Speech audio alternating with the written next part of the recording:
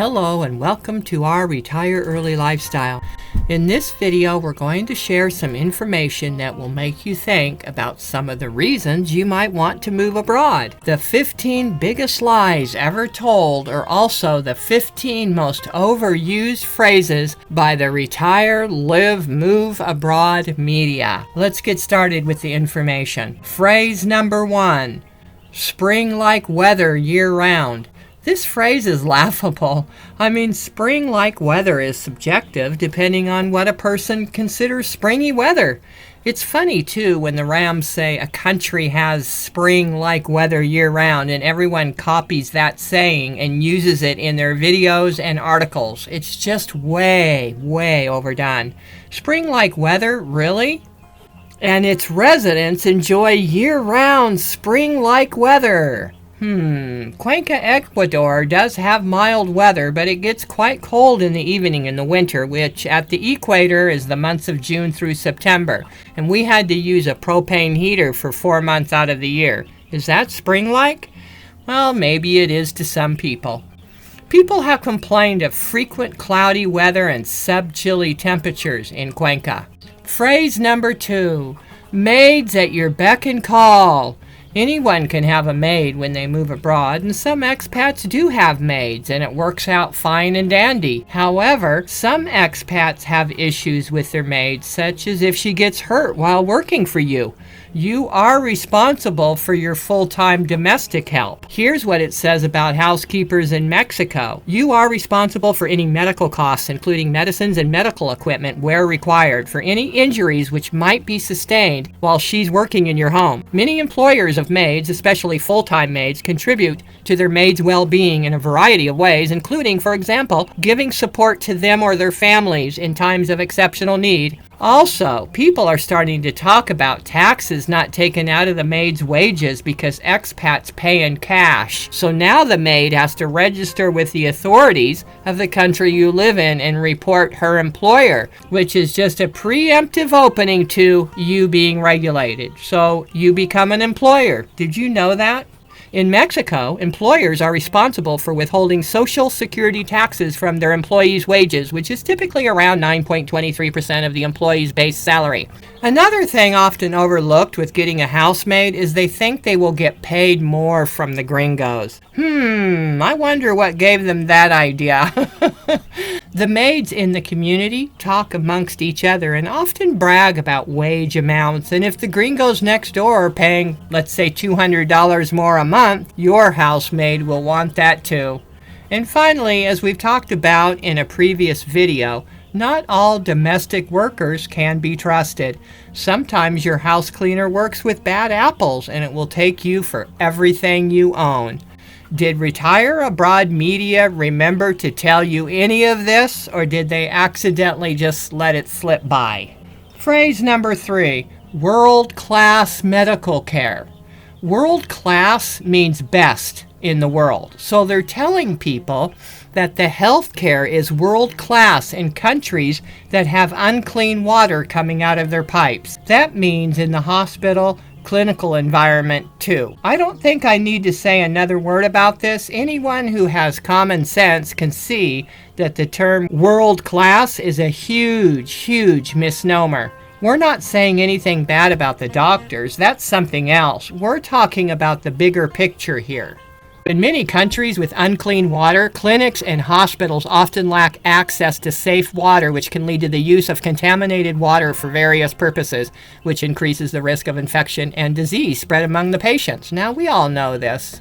Most people just don't think about these things, but they affect expats too when they move there for the long term.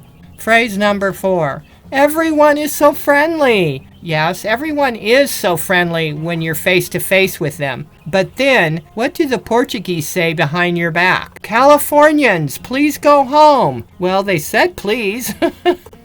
Even Spaniards are nice when you interact with them on a personal level. But if you do any kind of research on the internet, we find out Spain is the most anti-American country at this time. But yeah, they're friendly. They're so friendly they put dog poop on the foreigners' Airbnb's lock boxes and spit in their beer. Welcome to Spain. No reason to single out Spain either. Just look at the trail of promotionally abused countries the internet age has brought us, and you will find similar things. And then we have to think about the tensions between countries right now. This has caused even more animosity towards Americans.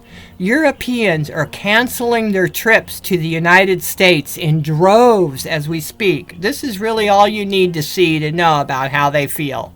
Phrase number 5. Latin America has the most beautiful beaches in the world. This is a bit skewed and again subjective. There are beautiful beaches in Latin America, but we really enjoyed the Mediterranean beaches much more than the huge waves that knock you down, the shark-infested waters, riptides, crocodile oceans of Mexico, Panama, and Costa Rica.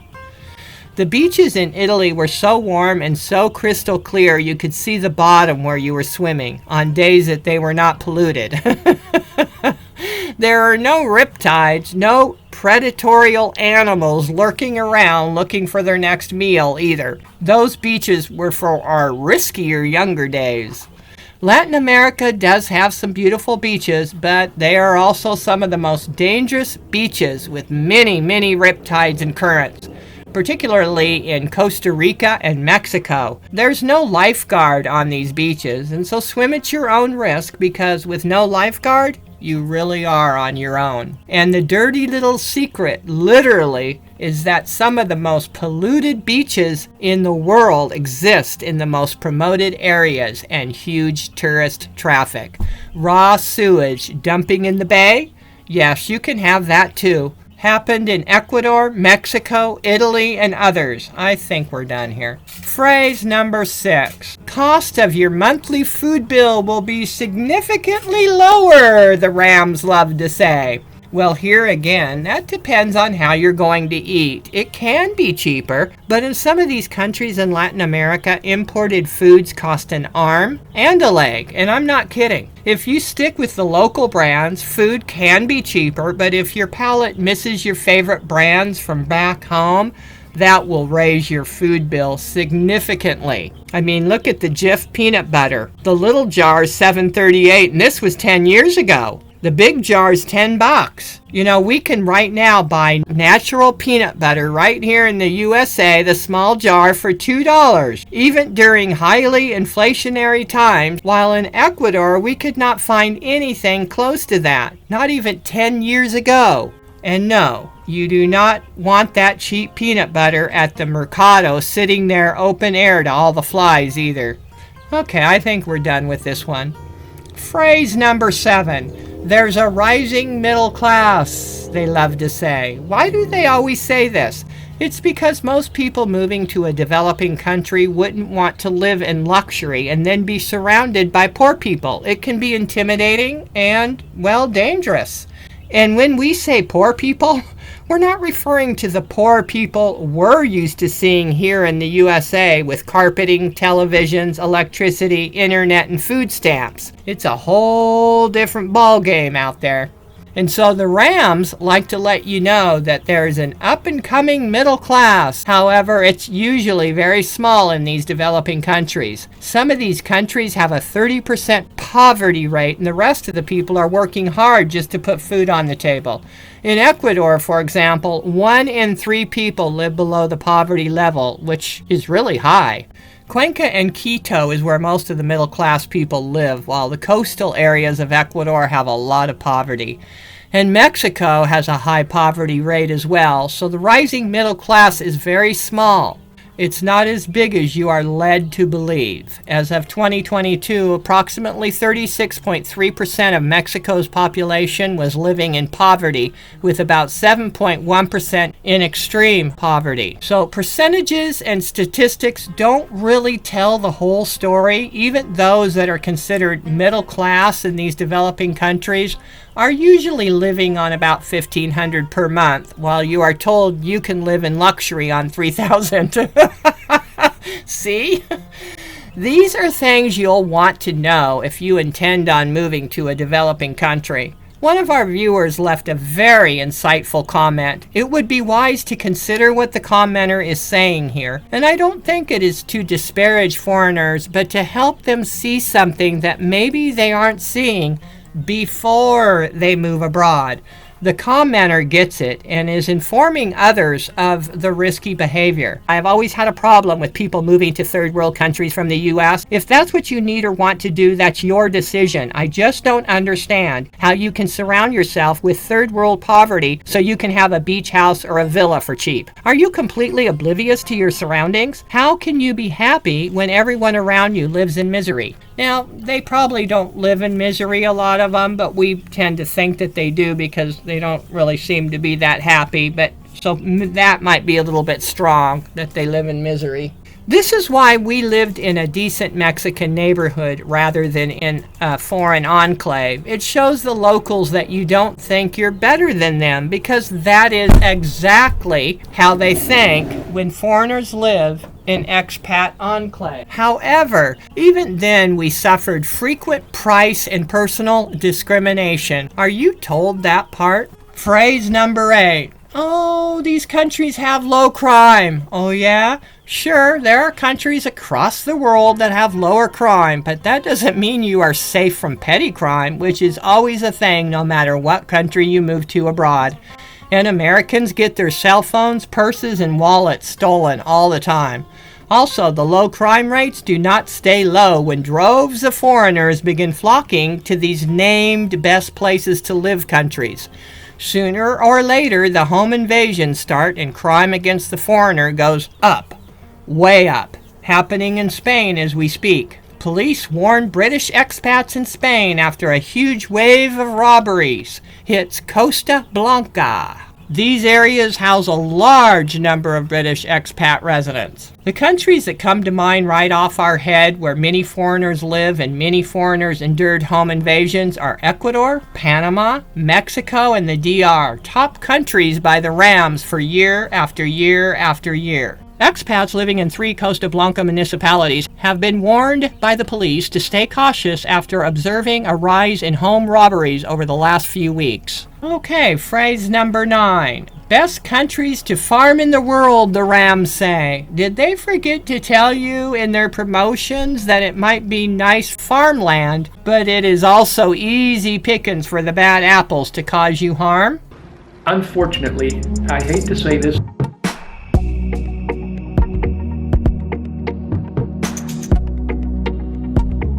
I used to make a lot of crime videos.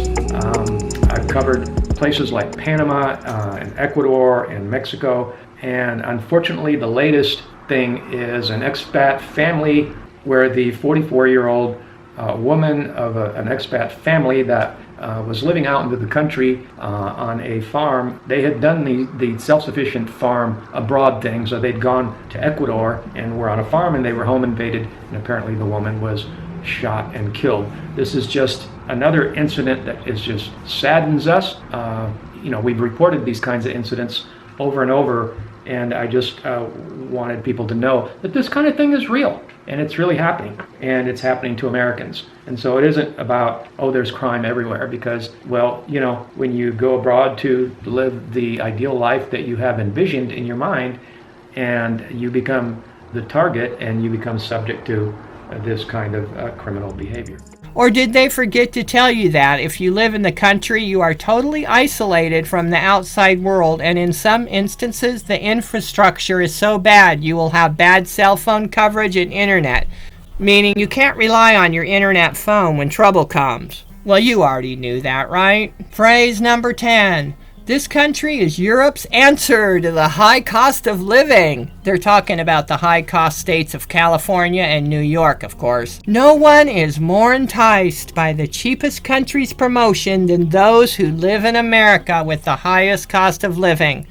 Well, of course, if someone said to you, how would you like it if you knew of a country in Europe with beautiful beaches like California, friendly people, good food, low crime, mild climate, and cost of living a quarter of what your cost of living is now? What do you think people will do? It's a no-brainer. You know which country I'm talking about. Do you know how many eyes see these promotions? Millions. The country that we're talking about is about the size of the state of Georgia and has a monthly average wage of $913.50. Average salary in Portugal, according to the local statistical offices, in 2025 was 1,294 euros before taxes. Now let's compare that to Californians' $2,448 at the lowest monthly salary, and that's who's moving to Portugal. Of course, Lisbon, Porto, and Algarve are all over the top expensive now. The Portuguese are not too happy about it. The bottom line, the Rams love to promote countries that have a lower cost of living because that's where most of their money comes from, is from the high-cost countries that want to move to the low-cost countries. Nothing else needs to be said here. Phrase number 11. You can live in luxury in these countries. Live in luxury. What a huge, huge enticement. The live in luxury gimmick. Why do we call it a gimmick? Well, because of all the negatives that come with the rich foreigners living in luxury in poor countries. That's why. And because it never lasts, we highlight 5 locations outside of the U.S. where you can automatically upgrade your retirement to one of pure luxury, and it will cost you far less than the comparable retirement back home. We have shared the negatives on this channel before. You risk being a target of thieves, or you risk having your home invaded or robbed at gunpoint. Since you are the rich one living in luxury, it is expected that you pay more for everything from maids to tipping. The honest truth is, you will feel out of place sooner or later. The living in luxury thing only works for a while, and it does not last. What happens is you have to leave your luxury apartment at some point and interact with the local people, right? You'll have to go shopping and run errands, and you might even find yourself in a situation where you feel uncomfortable. Because once you step outside of your luxury abode, you will see that it's not luxury anymore. In fact, it might be downright disheveled and chaotic and a bit sketchy. Phrase number 12. A couple can live here on as low as $1,500 to $2,500. There's so much to consider when they spout off figures for a country, but the lower number they quote always means leanest and most frugal of lifestyles, while the higher number means they're quoted luxury. And that luxury will not be any better than what you have now in the USA. And there are many reasons for that. If you are enticed by these figures and move there, you'll figure it out. Ever dreamt of a luxury retirement with your own maid, gardener, and dining out in gourmet restaurants? The good news is you can in the right locations. See, that's the clue. The right locations. Phrase number 13. If city living is becoming too expensive, you can move to an affordable village. And this is exactly what the Retire Abroad media writers tell their readers when cities like Lisbon, Madrid, and Milan get too expensive for the average expat. Oh, just move into this lovely Spanish, Portuguese, or Italian village where your money will go further, they love to say. Moving to an Italian village can offer a slower, simpler lifestyle with a lower cost of living compared to many places in the U.S. and affordable housing options. But village life is not for most people. At first it's fun, but after a while you realize it's just not enough to keep your senses occupied and tantalized, which is the top reasons why people go abroad. But a few people really like the slower pace and walkable, beautiful surroundings. And that would be us. Phrase number 14. Yes, you can drink the tap water here. Have you noticed that you can drink the tap water in just about every single country now, even in all the developing countries in 2025, but not in the USA? Yes, you can drink the water in Costa Rica. We spent 10 glorious days in Costa Rica. Unfortunately, though, I contracted a parasite called Cryptosporidium, also known as crypto, and a rare form of E. coli. And this went on for 8 months because the doctors in the U.S. never check for parasites. They just can't believe you would have a parasite. Anyway, so yes, you can drink the water in Costa Rica until you can't. Yes, you can drink the tap water in Panama. A very common disease in Panama, also passed through contaminated water, is giardiasis. This illness is an infection in the intestine which originates from a parasite. So you can drink the water there from the tap too until you can't. Yes, you can drink the tap water in Spain. Hundreds sickened in Spain by water contaminated with a parasite. This was just a few years ago. More than 450 people were sickened in a Spanish town after drinking and using contaminated water. So, yes, you can drink the water in Spain until you can't. Yes, the water is safe to drink in Portugal. While Portugal's tap water is safe to drink, the European Commission claims that about half of Portugal's water supply areas don't fall in line with the EU safety standards. Portugal may have water that is questionable in quality. So yes, the water is safe to drink and it's until it's not. Yes, of course, the water is safe to drink in Italy. Researchers find Italian Giardia outbreak linked to the tap water. Scientists have provided more details about the first documented outbreak of Giardiasis in Italy that was linked to tap water. More than 200 people were affected during several months and 2 needed hospital treatments for the parasitic infections. So they had 2 outbreaks, one right after each other. So yeah, you can drink the water in Italy until it isn't safe. And we also found this about Italy's water. Outbreak of cryptosporidiosis associated with drinking water in northeastern Italy. Oh, in the north that everybody talks about is so modern and the infrastructure is great. This was in the north, and it was just a couple years ago, in 2019. Okay, you all get the idea, right? Moving on to our last phrase, number 15. Here are the 10 best places to retire in the world, says the Retire Abroad media. Best? Best? Oh yeah, best countries to live for 2025. If you want to believe that, well, you go right ahead. Okay, everyone, hope you enjoyed that. Thanks so much for watching. Take care and bye-bye.